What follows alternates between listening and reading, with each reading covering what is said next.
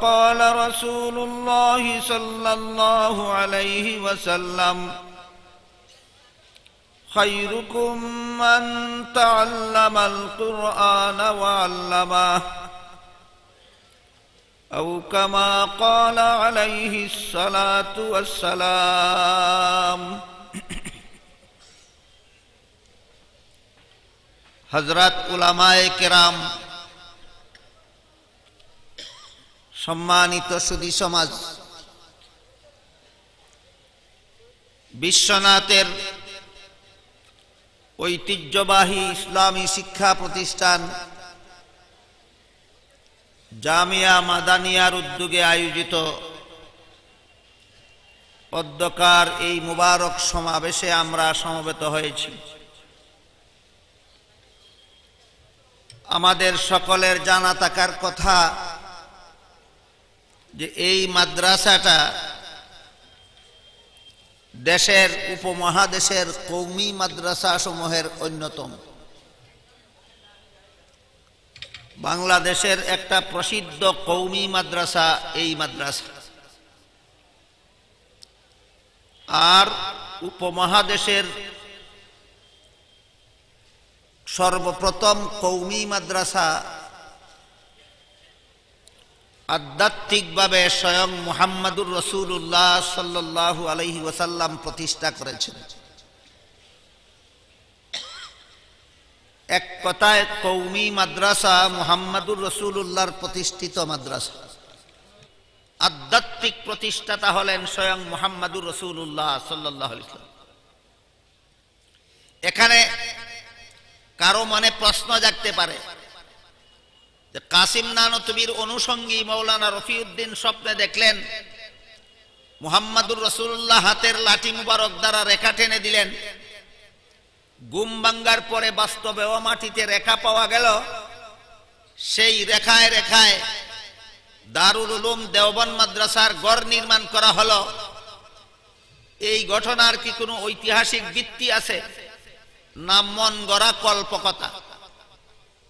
এই ঘটনার ঐতিহাসিক ভিত্তি আছে। আল্লামা সৈয়দ মাহবুব রিজভী রহমতুল্লাহি আলাইহির লিখিত কয়েক হাজার পৃষ্ঠা বিশিষ্ট ইতিহাস গ্রন্থ, নাম তারিখে দারুল উলুম দেওবন্দ, সেই ইতিহাস গ্রন্থের বাংলা অনুবাদ প্রকাশ করেছে বাংলাদেশ ইসলামিক ফাউন্ডেশনের পক্ষ থেকে। অনুদিত বাংলা ইতিহাস গ্রন্থের নাম দারুল উলুম দেওবন্দের ইতিহাস। যারা উর্দু ইতিহাস, মূল ইতিহাস গ্রন্থ উর্দু ভাষায় বুঝেন না, তারা অনুদিত বাংলা গ্রন্থ দেখে নিতে পারেন। বাংলাদেশ ইসলামিক ফাউন্ডেশনের প্রকাশিত সেই গ্রন্থের বঙ্গানুবাদ দারুল উলুম দেওবন্দের ইতিহাস এর ভূমিকায় সুস্পষ্ট ভাষায় লেখা আছে, স্বপ্ন যুগে আল্লাহর রাসূল রেখা টেনে দিয়েছিলেন, ঘুম ভাঙ্গার পরে বাস্তবেও রেখা পাওয়া গেল, সেই রেখায় রেখায় সর্বপ্রথম কওমি মাদ্রাসা দারুল উলুম দেওবন্দ মাদ্রাসার গড় নির্মাণ করা হলো। সুপ্রিয় দর্শক শ্রোতা, 2 দিনব্যাপী 54 বছর পূর্তি ও 30 সালা দস্তারবন্দি মহাসম্মেলনের প্রথম দিনের এই পর্ব উপস্থাপনা করবেন বিশিষ্ট আলেম দ্বীন, সাবেক সাংসদ অ্যাডভোকেট মাওলানা শাহিনুর পাশা চৌধুরী। অ্যাডভোকেট মাওলানা শাহিনুর পাশা চৌধুরী এই জামিয়ারই সাবেক শাইখুল হাদিস, সিলেটের উলামায়ে কেরামের আরেক দিকপাল আল্লামা আব্দুল হান্নান শাইখে মুহাদ্দিসে পাগলা সহ আরো অন্যান্য উলামায়ে কেরাম ইতিমধ্যে আসন অলংকৃত করেছেন। এই মুহূর্তে আপনাদের অবগতির জন্য ইতিমধ্যে জানানো হয়েছে জামিয়া ইসলামিয়া দারুল উলুম মাদানিয়া বিশ্বনাথ সিলেটের 50 বছর পূর্তি ও 30 সালা দস্তারবন্দি মহাসম্মেলন উপলক্ষে আজ এখানে স্মারক উন্মোচন করা হবে। এই স্মারকের মধ্যে যে সমস্ত গুরুত্বপূর্ণ 7টি জিনিস আপনারা পাবেন, সেগুলো সম্পর্কে আপনাদেরকে অবগত করতে চাচ্ছি। সেই 7টি জিনিস হলো হক ও হক্কানিয়তের প্রকৃত পরিচয়, বাতিলের মুখোশ উন্মোচন, বহিরাগত চ্যালেঞ্জ নিয়ে গবেষণা ও তার প্রতিকারে সুস্পষ্ট আলোকপাত, অভ্যন্তরীণ পরিস্থিতির বিশ্লেষণ, অতীতের গৌরব গাথা ইতিমধ্যেই স্মারক আনুষ্ঠানিকভাবে পাক ভারত মহাদেশের আধ্যাত্মিক জগতের রাহবর, আগামী দিনের প্রতিটি ইসলামী আন্দোলনের অগ্রসৈনিক আল্লামা সৈয়দ মোহাম্মদ মাদানী দামাত বারাকাতুহুম ইতিমধ্যেই স্মারকটি উন্মোচন করলেন। আমরা আশা করছি সেই স্মারকে অটোগ্রাফ দিয়ে তিনি স্মারকটিকে ধন্য করবেন। মূরক উন্মোচন পরবর্তী পর্যায়ে এই স্মারক সম্পর্কে অত্যন্ত সংক্ষিপ্ত কিছু বক্তব্য উপস্থাপন করেন অন্যতম কর্ণধার মৌলানা কবি মুসা আল হাফিজ। মৌলানা কবি মুসা আল হাফিজ অনুপ্রাণিত করছে আজকের বাতিল কলম জাদুকররা চতুর্দিকে প্রতিনিধিত মিডিয়ার মাধ্যমে ইসলামের উপর আঘাত করছে, আগ্রাসন পরিচালনা করছে। প্রতিটি সর্বক জবাব দেওয়ার জন্য আল্লামা আশরাফ আলী বিশ্বনাথী রহমতুল্লাহ আলাইহি সচেতন উলামায়ে কেরামের প্রতিনিধি হিসেবে আল ফারুকের মাধ্যমে তিনি সেই ধারা সৃষ্টি করে দিয়েছিলেন। সেই ধারার সার্থক এক প্রতিনিধিত্বশীল স্মারক হচ্ছে এই স্মারক। এই স্মারকের বৈশিষ্ট্যসমূহ উপস্থাপন করা হয়েছে। আমাদের অনুরোধ থাকবে এই স্মারক বাতিলের মোকাবিলায় একটি জ্বলন্ত নিদর্শন হিসেবে, হক এবং হক্কানিয়তের বলিষ্ঠ কণ্ঠস্বর হিসেবে আমাদের প্রত্যেকের হাতে হাতে যেন শোভা পায়। সবাইকে ধন্যবাদ।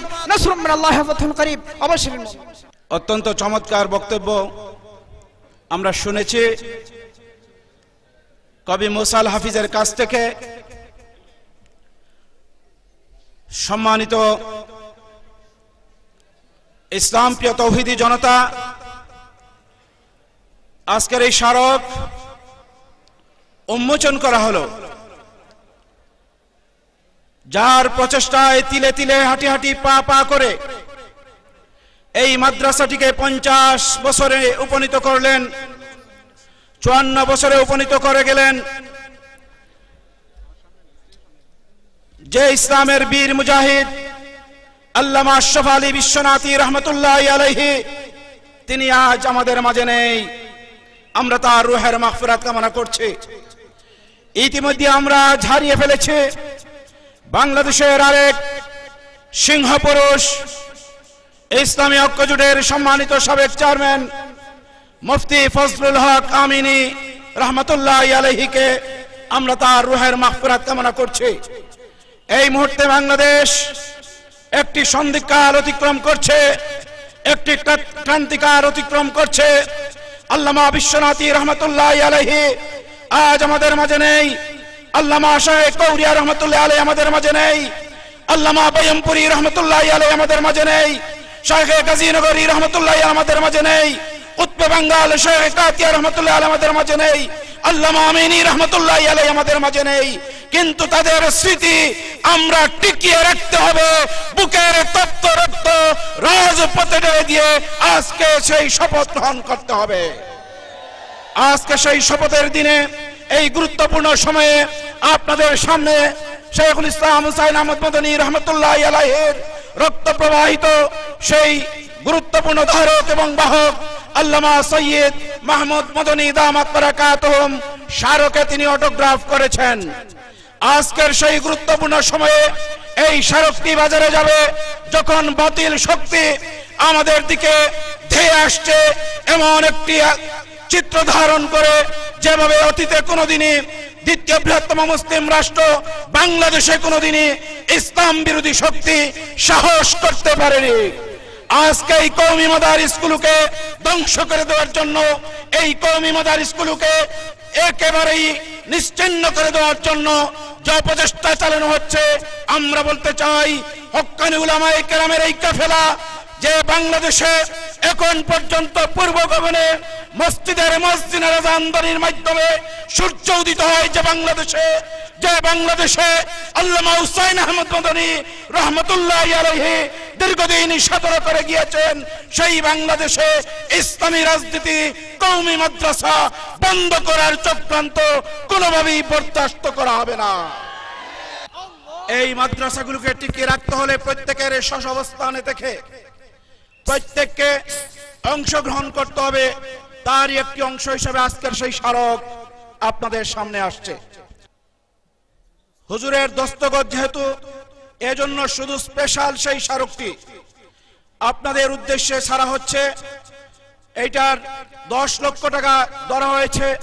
আপনারা ধারাবাহিকভাবে আপনারা মূল্য নির্ধারণ করবেন। পরবর্তী পর্যায়ে যে ভাগ্যবান ব্যক্তিটি সর্বশেষ যে টাকাটি তিনি উচ্চারণ করবেন, আমরা আশা করছি উলামায়ে কেরামের দোয়ার মাধ্যমে আপনাদের সামনে আনুষ্ঠানিকভাবে তা উপস্থাপন করা হবে, আপনার কাছে হস্তান্তর করা হবে। 1,10,000, 1,10,000। শিক্ষিত সমাজ আপনারা এগিয়ে আসবেন, সেই স্মারকটি গ্রহণ করবেন। আগামী দিনের ভবিষ্যৎ কর্ণধার দক্ষিণ পূর্ব এশিয়ার উলামায়ে কেরামের মধ্যমণি, আমাদের আগামী দিনের স্বপ্ন আল্লামা সৈয়দ মাহমুদ মদনী দামাত বারাকাতুহুমের কাছ থেকে 54 বছর পূর্তি 30 সালা দস্তারবন্দি সম্মেলনের আজকের সেই স্মারকটি কিনে তিনি গৌরবান্বিত সেই যোগ্য পিতার যোগ্য সন্তানের পরিচয় তিনি দিলেন। আমরা দেখতে পেলাম 1,10,000 টাকার বিনিময়ে স্মারকটি গ্রহণ করে নিলেন আল্লামা শায়েখ আশরাফ আলী বিশ্বনাথী রহমতুল্লাহি আলাইহির সুযোগ্য সন্তান মাওলানা ফখরুদ্দিন ফখরুল গ্রহণ করছেন আল্লামা সৈয়দ মাহমুদ মাদানির হাত থেকে স্মারকটি।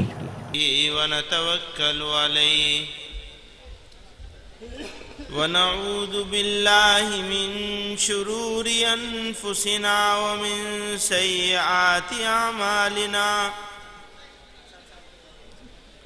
من يهده الله فلا مضل له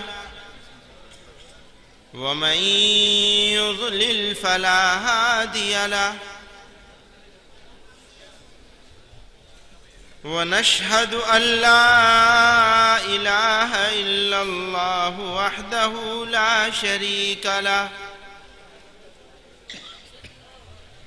ونشهد أن سيدنا ومولانا محمدا عبده ورسوله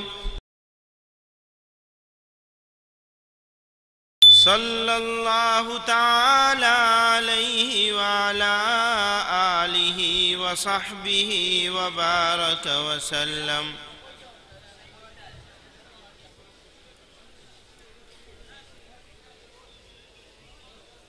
बुजुर्गान मुहतरम, बिरादरान अजीज और तलबाए किराम,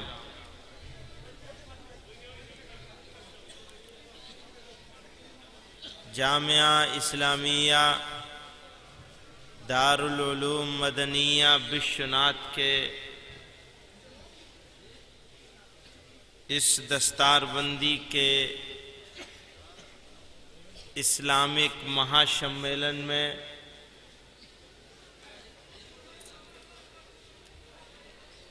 আমি উর্দু ভাষী हैं, বাংলা বলতে পারি না।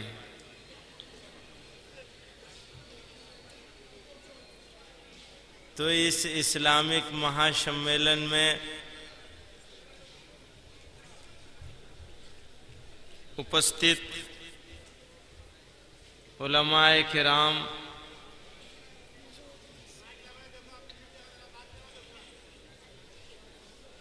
तलबाए अजीज और इस इलाके के गयूर मुसलमान,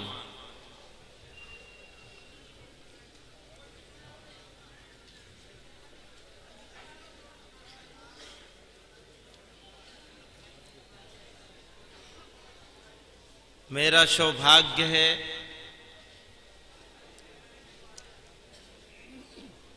कि इस नूरानी महफिल में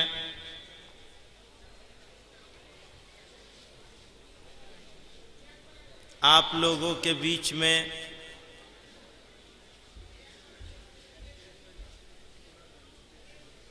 आने का मौका मिला।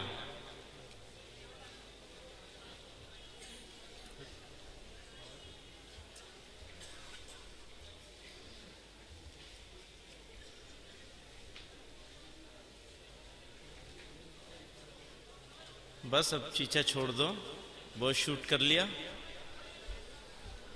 मेहरबानी होगी।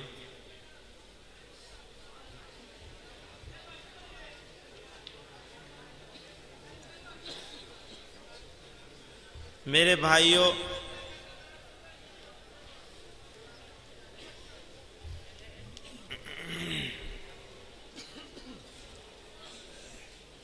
ये मदारिस इस्लामिया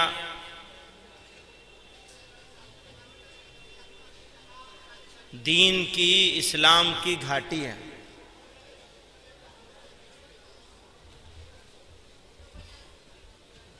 इस उपमहाद्वीप में इन मदरसों ने इस्लाम की रक्षा करने में जो किरदार अदा किया है, वो इतिहास में सुनहरे हुरूफ, सुनहरे अक्षरों से लिखे जाने के काबिल है।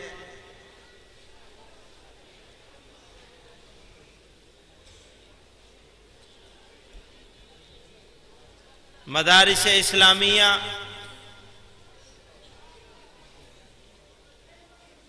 उस वक्त में अगर आप भारत की स्वाधीनता संग्राम को, इस उपमहाद्वीप के स्वाधीनता संग्राम को देखेंगे, देखो तुम लोग डिस्टर्ब कर रहे हो बीच में, एक इधर जा रहा है एक उधर आ रहा है, समय वैसे ही नहीं है मेरे पास।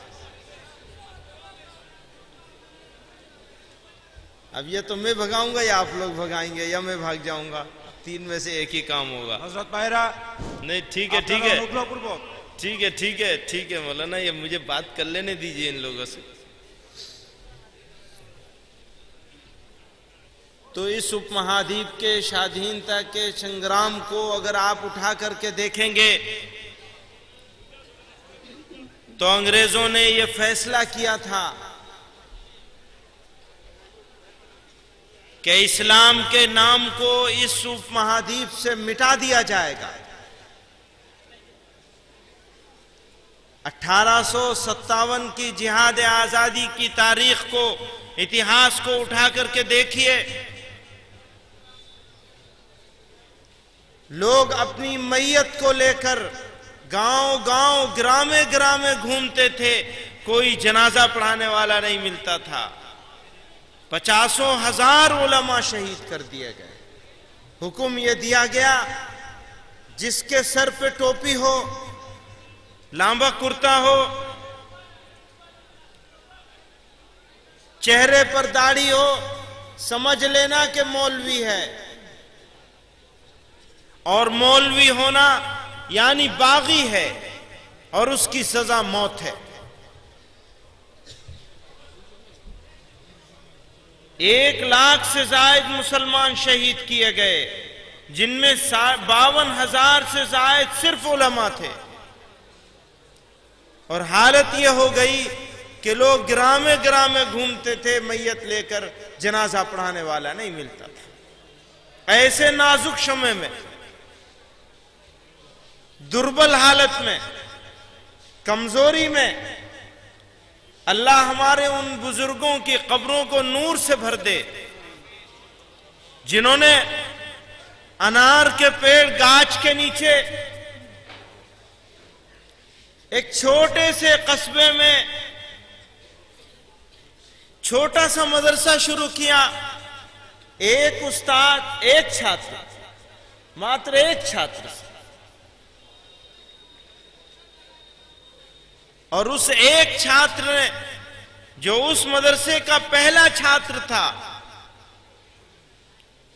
जिसको दुनिया ने बाद में शेखुल हिंद मौलाना महमूद हसन देवबंदी रहमतुल्लाह अलैह के नाम से जाना, और हजरत मौलाना अशरफ अली थानवी रहमतुल्लाह अलैह तो ये फरमाया करते थे, लोग उनको शेखुल हिंद गलत कहते हैं, वो शेखुल आलम थे।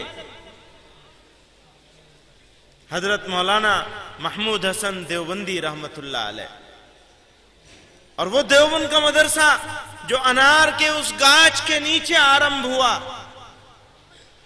आज दुनिया उसे दारुल उलूम देवबंद के नाम से जानती है। और ये सब जो इल्म की, इस्लाम की, लोगों के ईमान की रक्षा करने की जितनी तहरीकें आज आलम में चल रही हैं, दुनिया में चल रही हैं, उसका कहीं ना कहीं से कोई ना कोई कनेक्शन दारुल उलूम देवबंद और उनके फर्जंदों से जरूर मिलेगा। आज इस अजीमुशान महफिल में बड़ी नासपासी होगी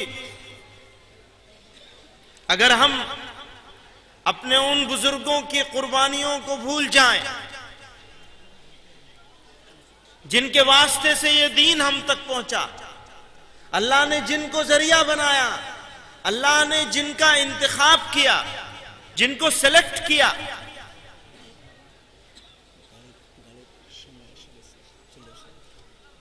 कहाँ का समय हो गया? गाड़ी से जाए, अच्छा अच्छा, अभी चिटागांग जा रहे हैं। अच्छा, दुआ की दरखास्त है।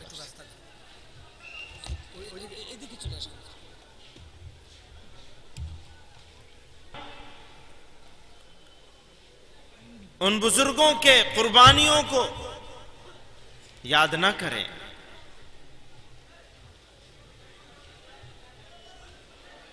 और याद करने का मतलब क्या है?